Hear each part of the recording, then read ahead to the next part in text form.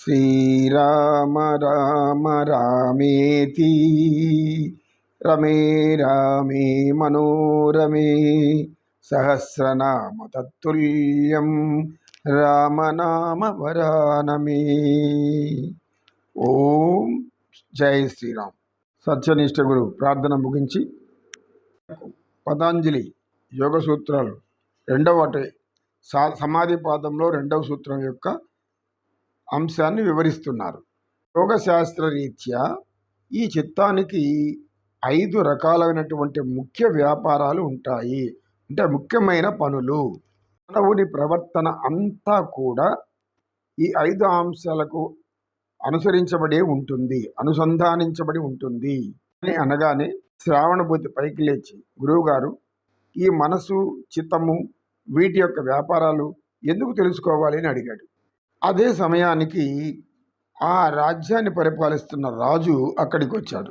వెంట సైనికులు, మంత్రి గారు కూడా ఉన్నారు. వారు ఆశ్రమగానికి లోపలికి వచ్చారు.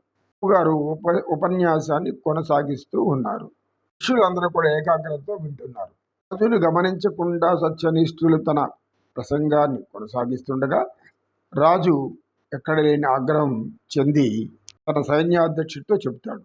ఆ సైన్యాధ్యక్షుడు గురువుగారిని చూసి, అయ్యా, రాజుగారు విచ్చేశారు, మీరు గమనించలేదు అని అంటాడు.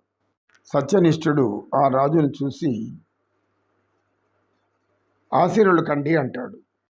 ఏమిటా అహం? నేను రాజుగారని తెలిసి కూడా నీవు నాకు గౌరవ మర్యాదలు ఇవ్వడం లేదు. నన్ను ఆసనాన్ని అధిష్ఠించండి అని ఆదేశిస్తున్నావు.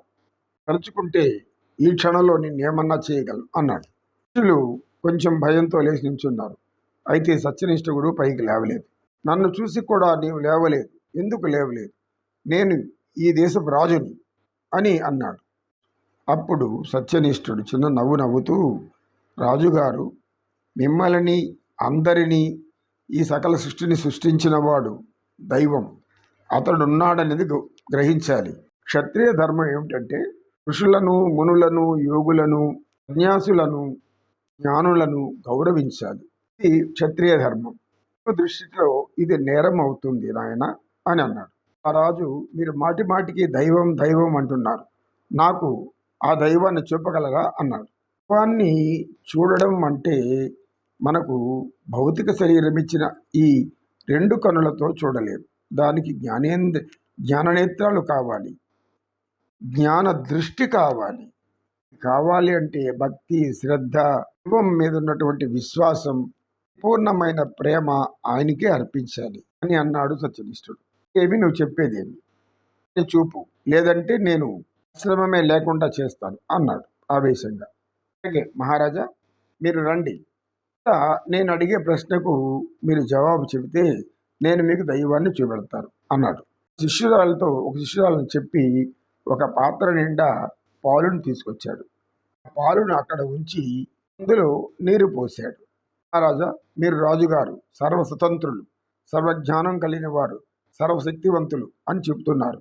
ఇందులో ఉండే పాలను, నీరును వేరు చేసి చూపండి మీ జ్ఞానంతో అని అన్నాడు సత్యనిష్ఠుడు. రాజుగారికి కొంచెం తడబడ్డాడు. ఏదో సందేహం వచ్చింది.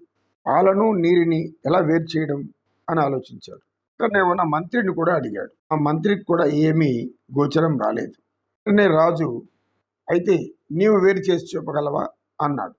తప్పకుండా అని సత్యనిష్ఠుడు అక్కడ ఒక చిన్న అగ్ని పొయ్యను ఏర్పాటు చేసి దాని మీద పాత్ర ఉంచి బాగా వేడి చేశాడు. అది బాగా కాగి వేడి అవగా ఇప్పుడు సత్యనిష్ఠుడు, మహారాజా, ఇప్పుడు పాలు, నీరు వేరయ్యాయి చూడండి అన్నాడు. ఎక్కడ? చూపెట్టు అన్నాడు. పాత్రపై ఉన్న మూతను తీసి చూడండి అన్నాడు. పాత్రపై ఉన్నటువంటి మూతను తీయగానే ఆ యొక్క మూతకు ఆనుకొని అనేక నీటి బిందువులు కనబడ్డాయి. అంటే నీరంతా ఆవిరిగా మారి పైకి వెళ్ళిపోతుంది. ఇది సహజమైన జ్ఞానం, అందరికీ తెలిసిందే. రాజుకు ఆ మాత్రం తెలియదు. రాజు చాలా ఆశ్చర్యపోయాడు. అలాంటి ఆలోచన తనకు రానేలేదు అని అనుకున్నాడు. సత్యనిష్ఠ గురువు, మహారాజా, మీకు ఇంకొక ప్రశ్న. ముందున్నవి పాలు, పాలలో నెయ్యి ఎక్కడుందో చూపెట్టగలిగితే నేను దేవుణ్ణి మీకు చూపెట్టగలుగుతాను అన్నాడు. పాలలో నెయ్యి ఎందుకు ఉంటుంది, ఎలా ఉంటుంది అన్నాడు రాజు. అదే కదా మరి దైవం చేసేటటువంటి పని. ఎందుకు ప్రతి సామాన్య స్త్రీ కూడా జవాబు చెప్పగలదు. పాలను బాగా వేడి చేసిన తర్వాత, చల్లార్చిన తర్వాత దానికి కొద్దిగా పెరుగును తోడు చెయ్యాలి. తోడు అంటే కలపడం, అని మనం తోడి పెట్టడం అంటాం. తోడు పెట్టిన తర్వాత ఒక రాత్రి అంతా అలా ఉంచితే పొద్దునికి అది పెరుగు అవుతుంది. ఆ పెరుగును బాగా చిలికితే వెన్న వస్తుంది, మజ్జిగ వేరవుతుంది. పాలలో ఉన్నటువంటి గుణాలు మారుతూ వస్తాయి. మనకు తెలిసిందే, వెన్నను బాగా వేడి చేస్తే నెయ్యిగా మారుతుంది. నెయ్యి ఎంతకాలమైనా ఉంటుంది. ఇప్పుడు ఈ పనంతా చేసింది ఎవరనుకున్నారు మహారాజా? దైవము. దైవం యొక్క సృష్టి జ్ఞానం మనకు సులభంగా అర్థం కాదు. సంపూర్ణంగా అర్థం చేసుకుంటే కానీ దైవాన్ని మనం దర్శించలేము. అని చెప్పగానే మహారాజు గురువుకి పాదాభివందనం చేసి, గురువు గారు అజ్ఞానంతో అహంతో ప్రవర్తించాను. సామాన్య ప్రజలకు తెలిసినటువంటి సామాన్య జ్ఞానం కూడా నాకు కలగలేదు. దయించి మాకు జ్ఞానబోధ చేయండి అన్నాడు. అప్పుడు సత్యనిష్ట గురువు, రాజా, మీరు విశ్రాంతి సమయంలో జ్ఞానం నేర్చుకోవాలి అన్నప్పుడు మాకు వర్తమానం తెలియజేయండి, వచ్చి మీకు తెలియజేస్తాం, బోధ చేస్తాం అని అన్నాడు. దాంతో ఆ రాజు వెళ్ళిపోయాడు. అప్పుడు సత్యనిష్ఠుడు శిష్యులను చూసి, నాయనలారా, చూసినారా మానవులలో ఈ ప్రవర్తన? సత్యనిష్ట గురువు శిష్యులను చూసి, నాయనలారా, ఇప్పుడు చెప్పుకున్న మన ఉదాహరణ అంతా కూడా భౌతికపరమైంది. ఆధ్యాత్మిక కోణంలోకి వెళితే ఈ కృష్ణావతారం అంతా కూడా అనేక లీలతో, ఆ లీలలలో అద్భుతమైన జ్ఞానాన్ని కలిగి ఉన్న వారిని అందరినీ ధరింపజేసినటువంటి భగవంతుడు శ్రీ మహావిష్ణువు అవతారం.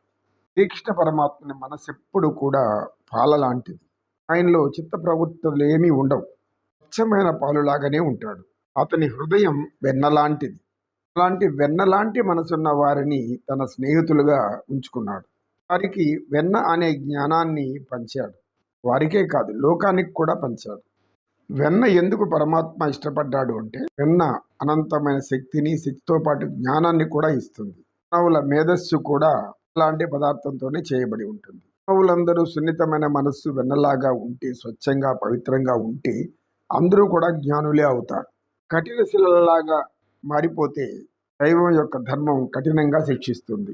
కృష్ణ పరమాత్మ యొక్క ప్రతి ఒక్క చర్య కూడా జ్ఞానామృతమైనది. సూక్ష్మమైన జ్ఞానం ఉంటుంది. అది మనం గ్రహించగలిగితే పరమాత్మని యొక్క ప్రేమను ఎప్పుడూ విడిచిపెట్టాం. దైవం యొక్క పరిపూర్ణమైన జ్ఞానం తెలియని వారు దైవమే ధర్మం, దైవమే సత్యం అనే విషయాన్ని మర్చిపోతారు. దైవాన్ని ఆలయాల వరకే పరిమితం చేసి బయటికి రాగానే వారి మామూలు ప్రవృత్తులకు వెళ్ళిపోతారు. పరమాత్మ కోరేది అది కాదు. అప్పుడు మీ మనసును పాలవలే పవిత్రంగా ఉంచుకోండి, జ్ఞానం అనే నెయ్యిని నేను ఇస్తాను. ఇటువంటిదే ఆధ్యాత్మిక జ్ఞానం. సత్యనిష్ఠులు చెప్పి ఆ రోజుకి చర్చ చాలించారు. ఓం సర్వే జనా సుఖినో భవంతు, సర్వ సన్మంగళాని సంతు.